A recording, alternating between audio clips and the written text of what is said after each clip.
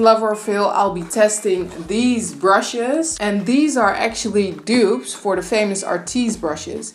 If you don't know what Artis brushes are, there was this executive from MAC who thought, why always use the same traditional brushes if we could innovate and try new forms that work better for our faces and applying makeup and whatever. So he came out with his own brushes and they look very pretty and very expensive, and they are very expensive because they retail for about $350 to maybe $400, $450.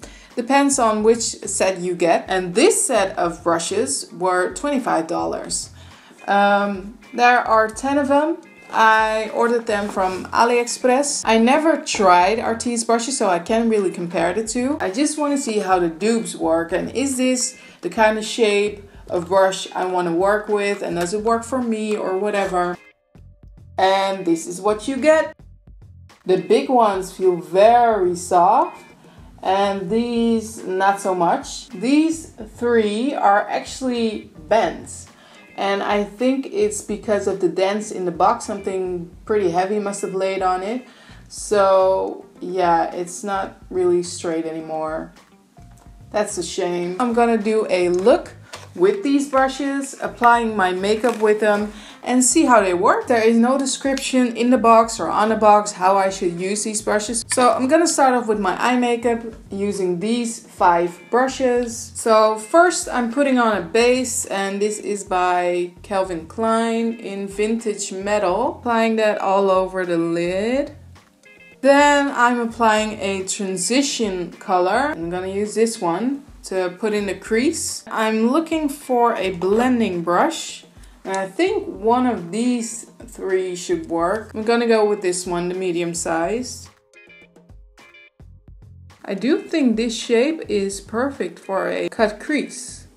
You can get right in the crease. It's like doing your makeup with a toothbrush. And then I'm using the lighter shade as a highlight.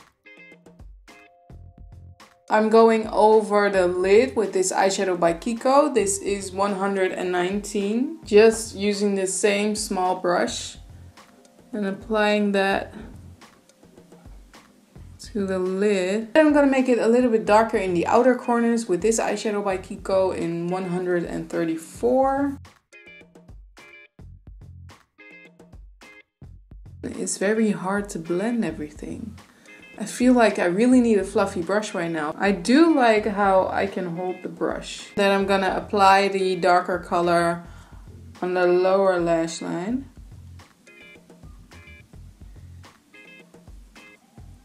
Because the brush doesn't hold the eyeshadow that well, I feel like it's creating a lot of fallout. Then I'm applying a highlight by Makeup Revolution for the inner corner, and this is Golden Lights. I'm trying a small round brush for that.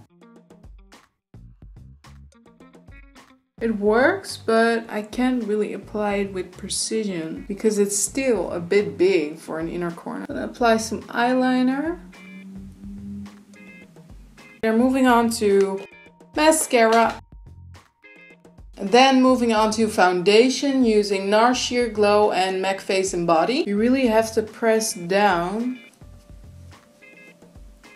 the brush or else the head will go everywhere. And it's like, it doesn't really glide on.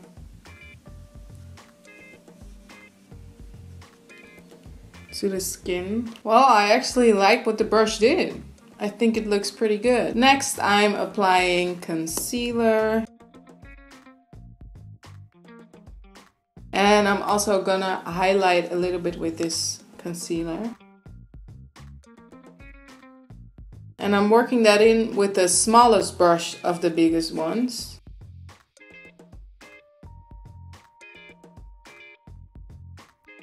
For the concealer, it worked pretty great, I think. Now I'm going to use this brush for contouring. I am going to dip it straight into the cream product, see if that works.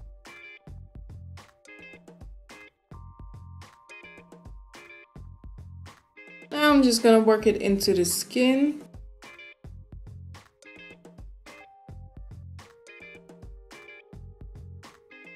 does give you a really precise contour line, but I don't know, I'm not crazy about how it looks. I'm just gonna set these products, gonna set them with this one. It has a nice round shape to it. It actually worked pretty great for setting it. I dabbed it on instead of dragging the brush over my face. I am taking Casino by NARS, dipping it in there. Still looks like shit. Blend it out with my hands, see if that works. Ah, yeah.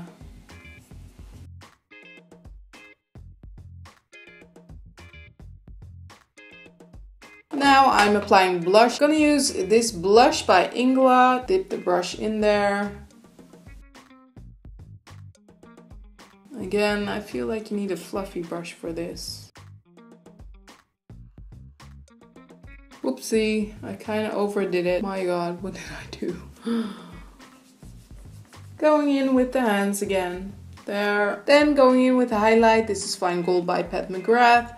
And I'm using the same brush I used for the highlight underneath the brows.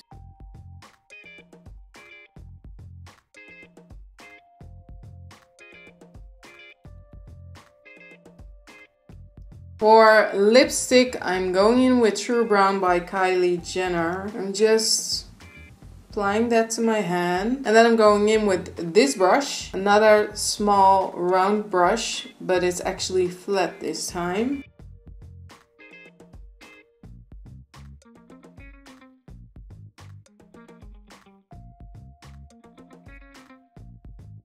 That doesn't look even at all. Yeah, it looks really shitty on the lips. Okay, so I did a full face with these brushes.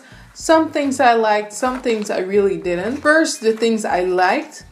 The big brushes were really soft. That was a big plus. And they work really well for liquid foundation. You can really buff it into the skin and it's done in no time. And they work pretty well for the highlight. I could really get it into place, buff it in, and it looked great. Setting the highlight was also really great, and I think applying the brow bone highlight was great. The downsides was I couldn't work with cream products. The contour looked like meh, because it's really hard to blend it out. Another thing that didn't work was the lip brushes. So applying a liquid lipstick with a brush looked like it wasn't great for the blush. I really had to blend it out with my fingers. The highlight, it's okay, not bad. And yeah, cream products didn't work. It caused a lot of fallout with my eyeshadow. The smaller brushes didn't really work for me. Actually, only the big brushes worked for me. And that with a liquid, so liquid foundation. I think liquid blush would look great. Liquid highlighter would look great. Setting it, great. But that's all. On the other hand, they were $25, so it wasn't really expensive. I did have to wait for 7 weeks or so to get them. It doesn't really make me fall in love with these kinds of brushes. For some things they work great, for some things they really don't. But all in all, the price point and everything, it's okay.